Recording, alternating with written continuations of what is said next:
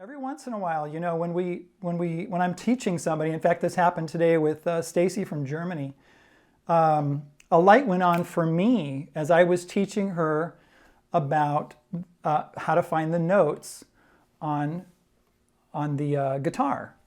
And I just went, wow, I never thought about that before. You know, I mean, that's one thing I love about teaching, is that it helps me to discover new ways to look at the guitar and new ways to look at music.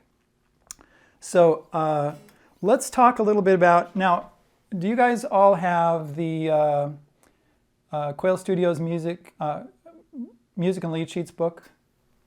Yes. David does. Yeah. Steve does. Okay. I've actually got it pulled up right now, and on page 120, I'm going to go down to 128. Oh no, 137 in the newest version, which is the one that I came out with a couple weeks ago. And it might be, if you don't know this, if you know it really well, I'm going to actually access the major scale sheet, the minor scale sheet, which is on page 138.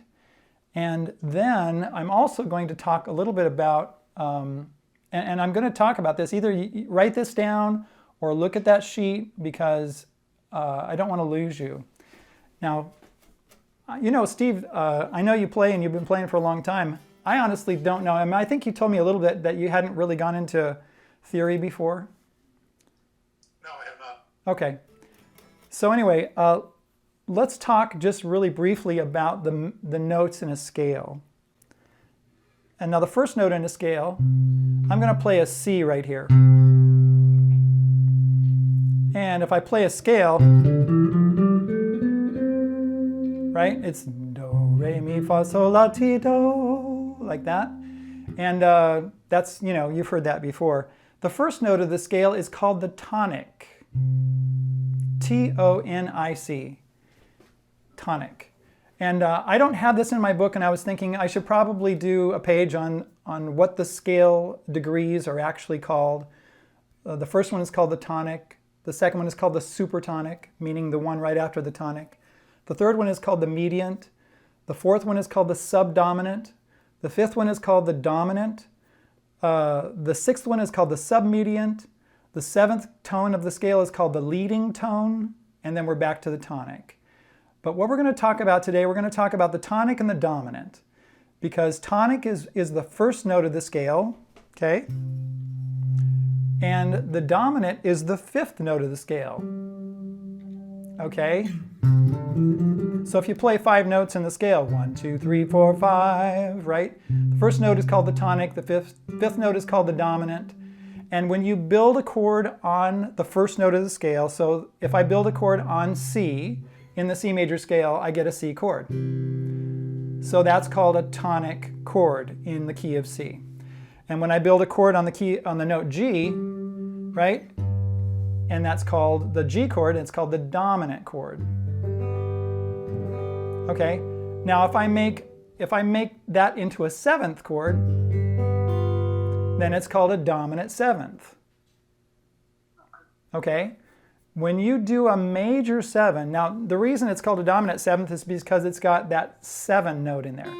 And if you look at a scale sheet, like if you look at the first scale, C, D, E, F, G, A, B, C, if we start on G, do you know how to build a chord?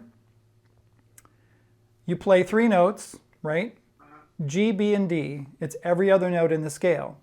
So right here, I'm going to just play down here G, and then we have B, and then we have D. And then we have G, and then we have B, and then we have G again.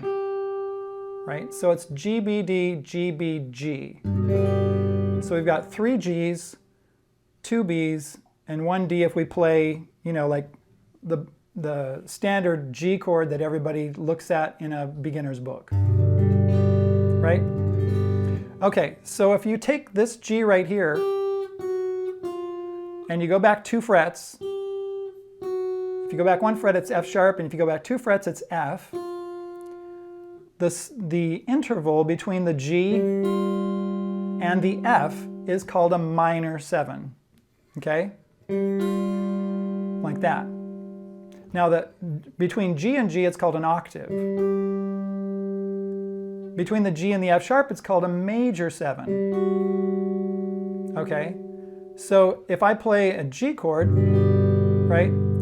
That's that. And if I play the G major 7, I'm going to play the F sharp. That is not a dominant 7. That is what we call a G major 7. What that means is it's a G chord with a major 7 interval on it. Okay? And then if I go down to the F, that's a minor 7, and when we play a major chord with a minor 7, that's called a dominant 7. Or we call it a G7, right?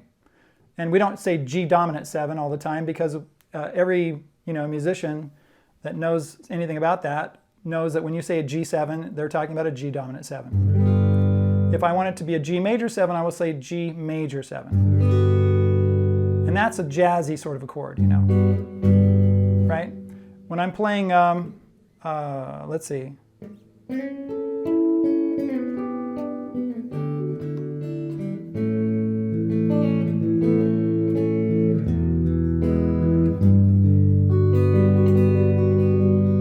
What am I playing? I'm playing Fire and Rain by James Taylor. So right there, he's got a G major 7 before he goes into just yesterday morning. Anyway, he usually puts a capo on. It's really low if you don't do it with a capo. So that's a G major 7. So anytime you have what we call the 5 chord, John Mooneyhan is coming. Can I ask a question, Hal? Yeah, go ahead. You made a comment earlier that it was a dominant relationship to the C. Now, if that G7 is used in another progression, is it no longer a dominant 7? What key are we in? Yeah, I just said... So it is relative to the key. Yeah, it really matters. A dominant chord. Okay, so let's talk about this again. Just a minute. Let's just welcome John. Hi, John. Hi, Al. Hi, Bob. Hi, Dave. Steve. All right. We're in the middle of teaching, so we're going to keep going. Okay, John? Absolutely. All right. So, okay. So the C is the first note of the scale. The G is the 5th note of the scale. And so the C is the 1 chord, the G is the 5 chord. When you have that relationship between 5 and 1, right, then that's a dominant 7 going to a tonic. Okay? So it would be a 5 and a 1 regardless of what key. Well, yeah, like a G7 to a C, that would be a G dominant 7 going to a tonic chord. I want to look at specifically at different songs, and we can go through a whole bunch of songs if you want to. In fact, I'm going to do the ones that are in my book because, if you have a copy of it, then we can look at it really quick. And what I was trying to understand is, the chord G7, I've known it as a G7, not necessarily as a G dominant 7. It becomes a G dominant 7 when you're in the key of C and it's relevant to D. Yeah, I want to address that specifically. You're going to find some dominance that's going to go, whoa, that's amazing. Okay, so there's a whole bunch of songs here, that we could do. I have the list in front of me, the table of contents is on page 5. We could do any of these, really, because there are so many examples, there are so many dominants and things that we can look at. So do you have the list in front of you, or do you want me to just pull something up? I've got it. Okay, you want to pick one, Bob? Hold on a second. Sure. Well, I've got your book open. I got to get to the page. I could name them off, in order or something. Any song. That'd be fun. Go ahead. Any song by John Denver, Blackbird by Paul McCartney, Dream a Little Dream of Me, it's a jazz standard. Dust in the Wind by Kansas, Father and Son, Cat Stevens, Fire and Rain, James Taylor. About Dust in the Wind then. Dust in the Wind, okay, let's do Dust in the Wind. That's on page 19 through about 21. Okay, so this is an interesting song. I'm on page 19, that's the lead sheet. If we go to page 20, there's an intro tab there. And it goes like this. The C, we start with a C chord.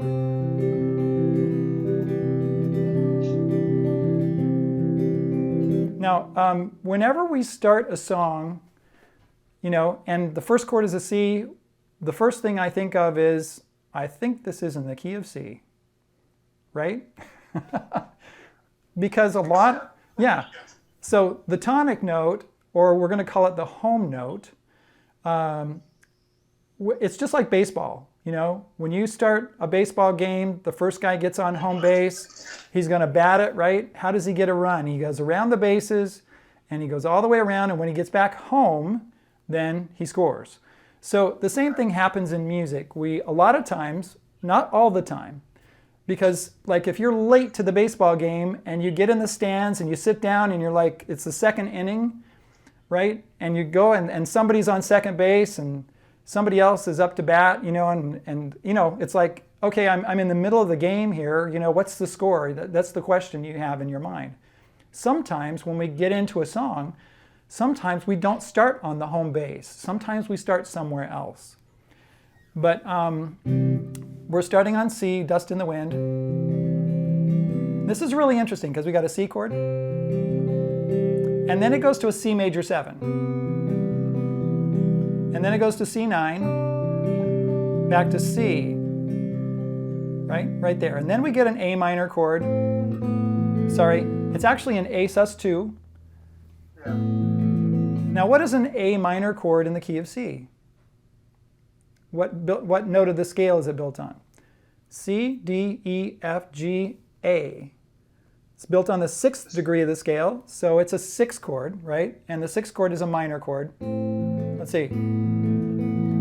So we got an A sus2, A sus4, A minor, A sus2, back to C. Oh no, it's going to be a C, C9. C. So we've got these two chords that go back and forth. It's really cool. The note right here on the B string goes 1st fret open, 3, 1. 1st fret open, 3, oops, 1. Then we go to A minor, it's open, 3, 1, open, back to C, 3, 1. So it goes 1, 3, open, 1, 3, 1, open, 3, 1, open, 3, 1, open, 3 as we go through these chords. It's really a cool progression. Okay, so now I'm going to go back to the lead sheet because that's what we do first. So we do this A minor to C, C to A minor.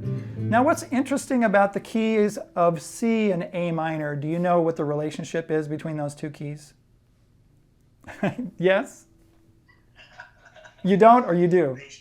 They share the same key signature. They share the same key signature, exactly. There are no sharps or flats in both of those keys. So as we're playing this, right, and we hear these C chords, then all of a sudden we get to A minor. It's like, okay, and then we go back to C. So we're going back between C and A minor, and it's like, what key are we in? Are we in the key of C? We started in C, but then we get this A minor. So where are we going to go from here? It's really kind of like, wonder what's going to happen next. So, so when we go into the verse, the first chord just before we start singing is a G with a B bass. Okay? What is a G chord in the key of C?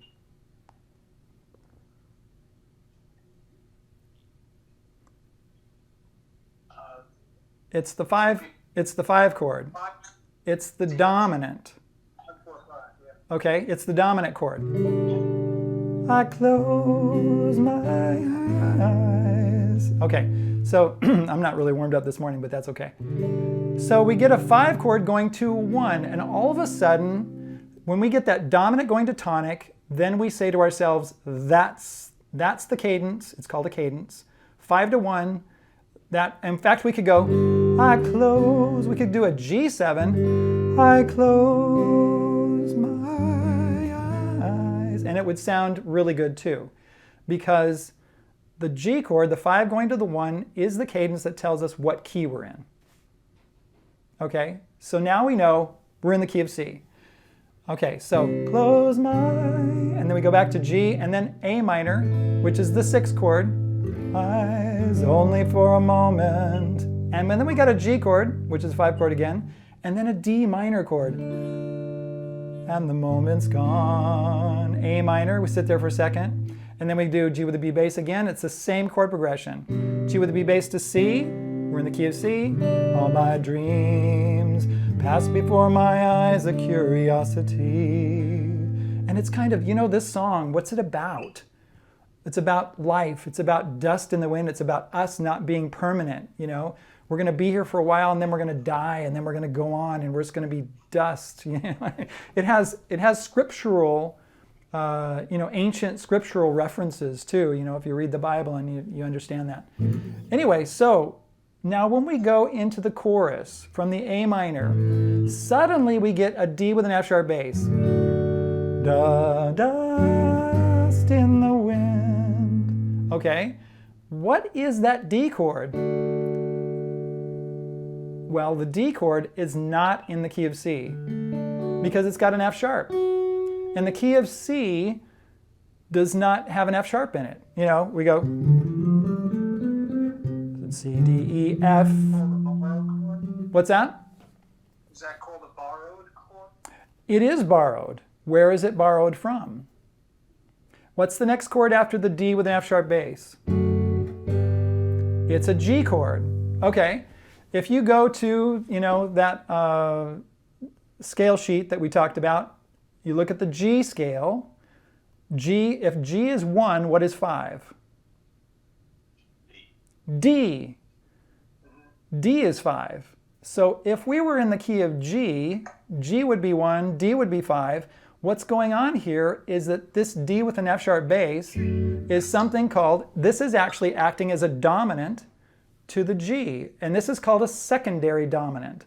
And the reason it's called a secondary dominant is because we're not really in the key of G, we're really in the key of C, but all of a sudden they pulled up a D chord, and it kind of surprises us because we don't expect it. We've had D minors, we've had 2 D minors so far up to this point. You know, only for a moment, but the moment's gone, right? That D minor, and then when we get to dust in the wind, dust in the wind. So we get this D with an F sharp bass, which actually kind of lifts the whole thing. It sounds really great. It's a major chord, which is a 5 of G. Actually, we call it a 5 of 5 because the G is the 5 in the key of C. So it's actually the 5 of 5. It's the dominant chord going to G in the wind. And then we get A minor, and that's kind of like that sadness. And then we get to A minor with a G bass. And then we go down to D with an F sharp bass. All they are is dust. Same thing again. You got that 5 of 5. D going to a G in the wind. A minor. And then we go back. Same. And then we get back into the key of C because we do the G with a B bass, which is a 5 chord, or the dominant chord, going back to C. Now we're firmly back in the key of C again, you know. And then we do the same thing again. And that's the whole song, really. There's a little thing that, you know, happens on page 21. I have the rhythm guitar going.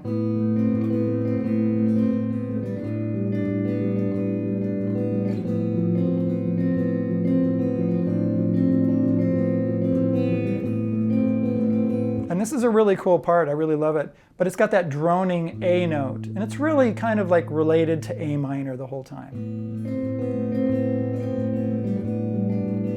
I'm not going to worry about that right now and analyze it. But, you know, that's kind of what's going on. So we're really in the key of C in this one. Let's do another one, okay? I've got, just after that, I got Father and Son by Cat Stevens.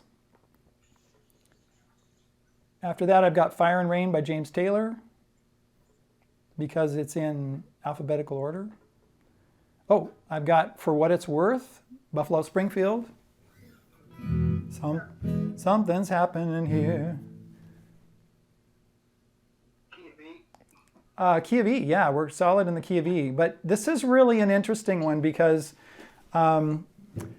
key E would be 1. E would be the tonic. But if you look at the lead sheet, you will see that there are no B chords, which is actually the 5 chord. E, F, G, A, B. It's actually the key of B, the key of E has E, F sharp, G sharp, A, B. So the 1-4-5 progression is E, A, and B, which is E, A, and B, right? But this particular song does not have any B chords in it. It's an exception to the rule. What is the A chord? Well, The 4. it's the 4 chord, and we call that the subdominant. It's the one that's below the dominant, okay? You know what's really nice about a 4 chord and a 1 chord? I'm going to actually fire up my, my looper here. Oops.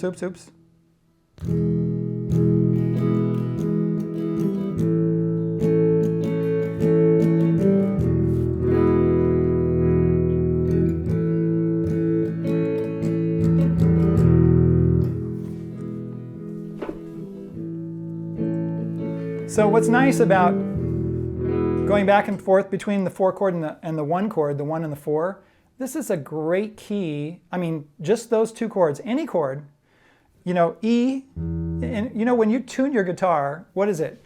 E, A, D, G, B, E, right? Well, E and A are what we call a perfect fourth away from each other. And those are the 2 chords we're using, E and A. So if you have any confusion about, you know, what's a 1 chord and a 4 chord, just think about your tuning. E to A is a fourth. So if you play an E chord to an A chord, you can jam along with yourself.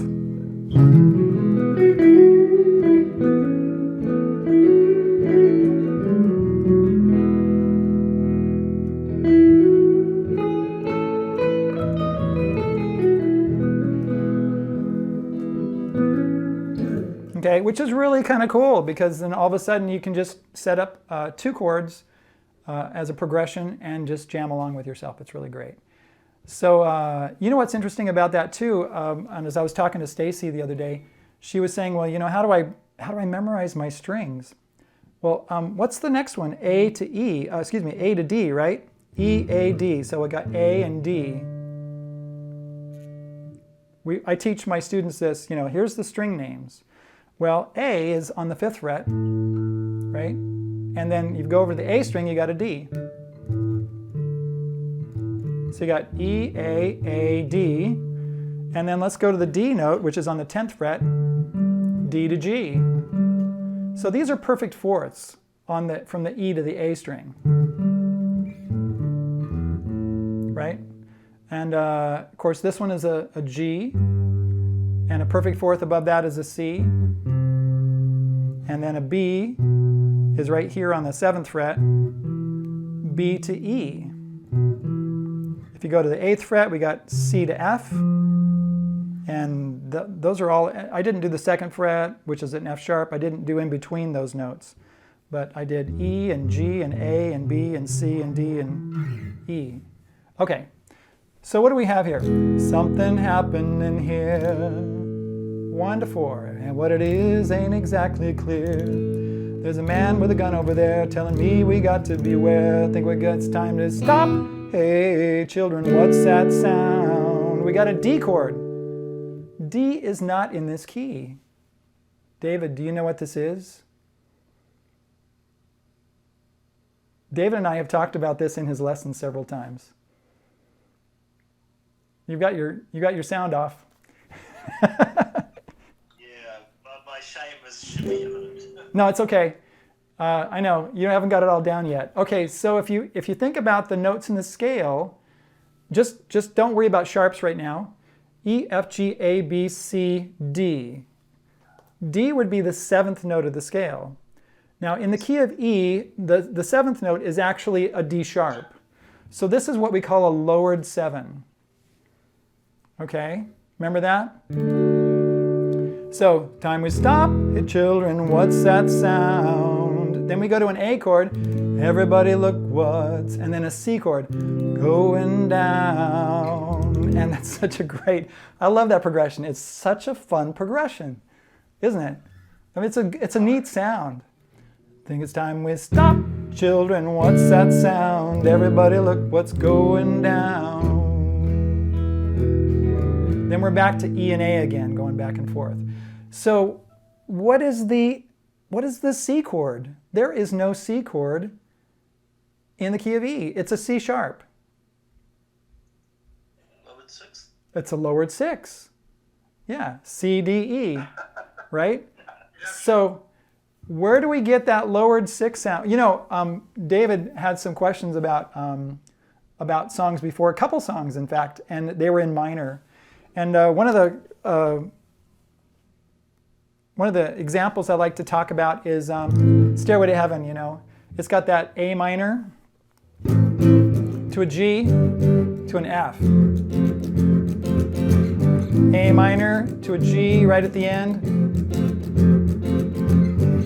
That little jam, that little chord progression is all the way from the lead all the way through the ending. And as we wind on down the road, all the way to the end of the song, you know, the last verse all the way to the end. So I don't know, it's like 2 minutes or something like that.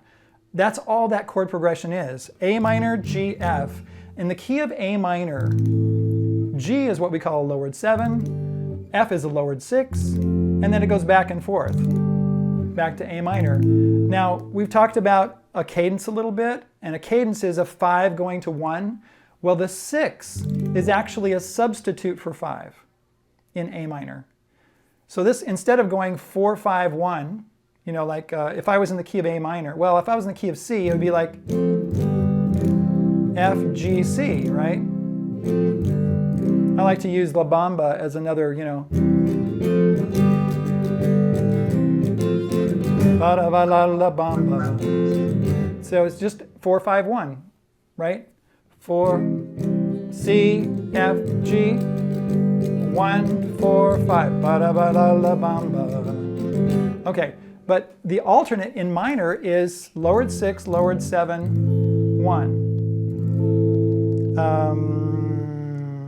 Yeah, there's a bunch of songs that do that kind of thing. Anyway, so what's happening here for what it's worth, is that they're treating the E major scale, they're using the lowered 7 and the lowered 6 in this chorus instead of a 4, 5, 1 progression. It's like, time we stop, children, what's that sound? That's a lowered 7. That's like a 5 chord, like a substitute for a 5. Everybody look what's... And then it goes to an A, which is a 4 chord, going down, which is a lowered 6, going back to, and it's just a cool progression. So that's really what's going on there. All right, let's go to something else. Heart of Gold, I got Heart of Gold by Neil Young. Oh, you know what's interesting about Heart of Gold? This is exactly what I was talking about.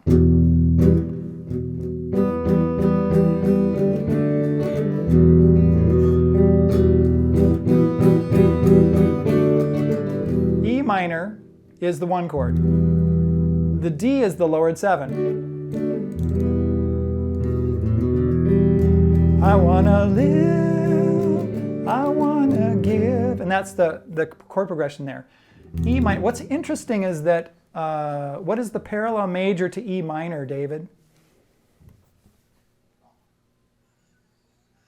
Single thing, so it makes it the G. See, he's looking at the pages, and so he's got his help there. Yeah, it's got 1 sharp. E minor has 1 sharp, and G is what we call the parallel, or not the parallel. Excuse me, not the parallel. The relative major. G chord. G D G. Excuse me. G A B C D E F sharp. G. Now E minor is E, F sharp, G, A, B, C, D, E. That's the natural minor scale. So, I want to live, I want to give. Now what's interesting about this is that the C is the lowered 6, the D is the lowered 7 in E minor, and the G is the 6th chord, which is a major chord. But C, D, G is also what? It's 4, 5, 1 in the key of G.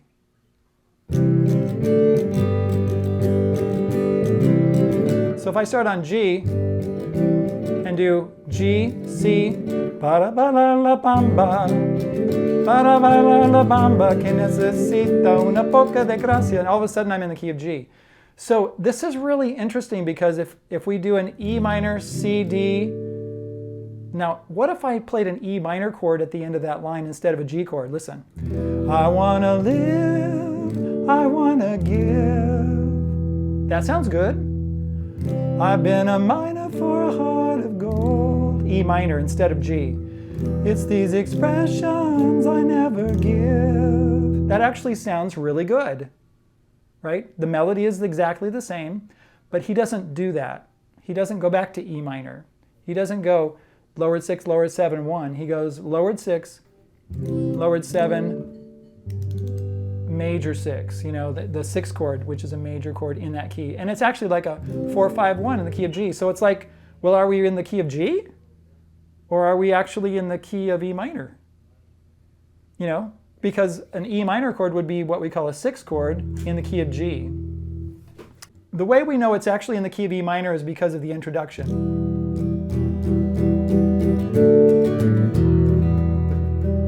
Right? But it actually gets a little ambiguous when you get into the body of the song because it's like, you know, it could be in G.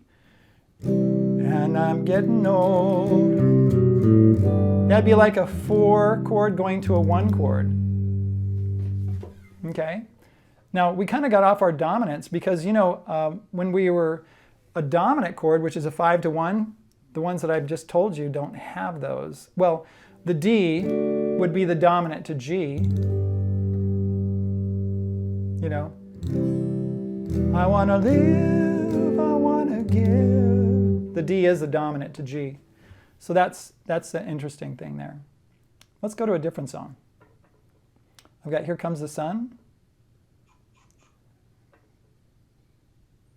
I've got Home by Philip Phillips. I've got Hotel California. Hotel California is a really interesting song because it does a lot of secondary dominant stuff there. Let's talk about, well, let's see. No, let's not talk about that one because we've talked about that one before. Let's go to, what's that song by, well, we could do Knocking on Heaven's Door by Bob Dylan. Mama, take this badge off of me. I can't use it anymore. So it starts on the G chord, which is actually, I'm thinking, okay, I think I'm in the key of G. And then it goes to a D chord, which is a 5 chord. We could actually use a D7 there if we want to. Anytime you see that dominant relationship, you could use the 7 if you really want to. Mama, take this badge, only it's just too much there. Badge off of me. Because it actually works better when you go D7 to G instead of D7 to another chord. Mama, take this badge off of me. I can't use it anymore, which is the 4 chord. It's getting dark, too dark for me to see. G to D, feel like knocking on heaven's door. So this is actually a backwards progression, isn't it? 1, 5, 4. And right there, at the end of that, before I go into the chorus, sometimes I like to go to a D chord before I go to my G, because that gives me the dominant going to the tonic, which is knock, knock, knocking on heaven's door. So it sounds really good to do that. Okay, so one of the things that happens here is when you have a dominant, when you go, oh, that's a 5 chord going to a 1 chord. You know, anytime you see that, I'm pulling up Rocky Raccoon here. It's on page 72. Starts on A minor 7. This is a really interesting song. I don't know what key it's in, right? What key is it in anyway? It might be in the key of C, but it starts on an A minor 7. Now somewhere in the Black Mountain Hills of Dakota, there lived a young boy named Rocky Raccoon, and he plays a D chord. Okay, A minor 7 to D. And then he goes what I like to do is play a D7 because it goes to G. And that, the D to G, the D would be a dominant chord, dominant 7 going to a 1 chord. G. And one day his woman ran off. And then he plays a G7 to a C with another guy. Now what happened there is that the G turned into a dominant going to a 1. So G7 to 1 is another dominant to tonic. And then it goes C with a B bass, hit young Rocky in the eye, A minor. And that's the whole progression. Rocky didn't like that. He said, I'm going to get that boy. He goes back to D, D7, which becomes the dominant of G, G7, which becomes the dominant of C, C with the B bass, Rocky Raccoon. And that's the whole progression. It's really an interesting progression. Now, if I stop, backed into his room, only to find Gideon's Bible. The way I find out what key I'm in is if I stop somewhere and I go, oh, okay, that sounds like that's home base. No, that doesn't sound like home. It sounds like home there, but as soon as I go to G7. So it's like this endless circle of going around. It's like, we're almost like in 2 different keys. In the key of G, in the key of C, and then back and forth. It's amazing. Okay, so that's the dominant 7. We can talk about it more later if you have specific questions. And it's really great, David, when you're looking at your songs, you told me one time, you said, I can't remember this chord progression. Let's see, what song was that? Started in E. Oh, it's Lola. Lola. Lola. Lola, Lola, Lola. Let's see, what is that chord progression anyway?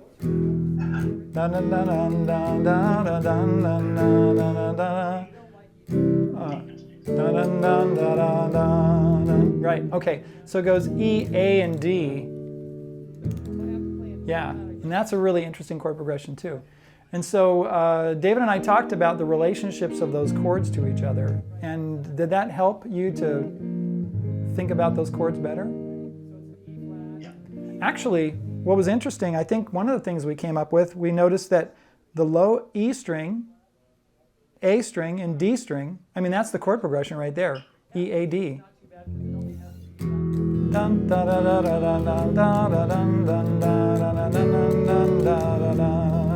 So it just goes like the strings on the guitar, doesn't it? Then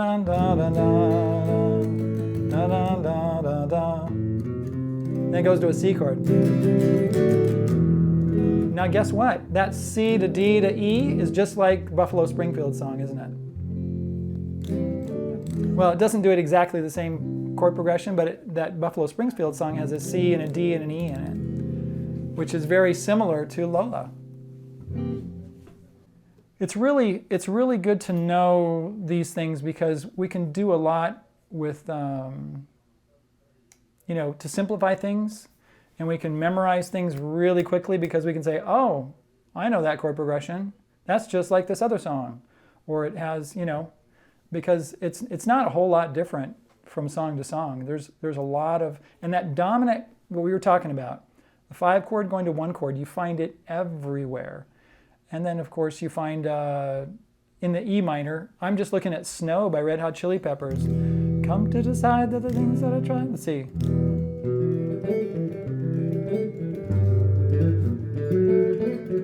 To decide that the things that I try were in my life just to get high on. That's really interesting because I didn't realize it, but a Snow is just like the song by Neil Young. Has the same chord progression. E minor, well, it has the same chords. C, G, and D, and E minor. in a little bit different order, but the same chords. All right, friends, thanks for being here. It's been really great to have you here. That was my live stream. It's actually not a live stream. It's actually a Zoom meeting that I held with patrons and supporters. And appreciate you being here with me for a few minutes and talking about the dominant 7th chord. And hopefully that makes sense. All right. We'll talk to you later.